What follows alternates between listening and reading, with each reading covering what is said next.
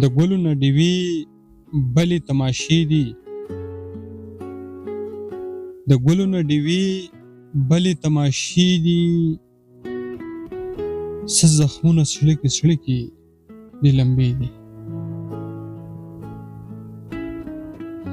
دا چې سترګې مې اوچتې دي رڼې دي، دا چې سترګې مې اوچتې دي رڼې دي، رونې کړې مې په نره تورې شپې دي. چې په غم د غمزفلو غمجن نه وي، چې په غم د غمزفلو غمجن نه وي، هغه زړونه نه دي ادیرې دي. د ماڼو سرو له مه ورځئ ملګرو، د ماڼو سرو له مه ورځئ ملګرو، خلک وایي چې راتلونکې زلزلې دي. ته په ډېر څه کې اشنا د لوږې مړ شوې، ته په ډېر څه کې اشنا د لوږې مړ شوې، ځکه وږی یم خو سترګې مې مړې دي. چې زما د وینو څاڅکي پکې رپي، چې زما د وینو څاڅکي پکې رپي، د تیارو سترګې که تورې دي رڼې دي. د رڼا فصل ټولېږي سباوون دی، د رڼا فصل ټولېږي سباوون دی. اورېدلې مې د ستورو ګنګوسې دي.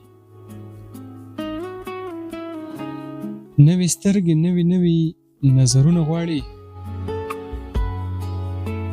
نوې سترګې نوې نظرونه غواړي.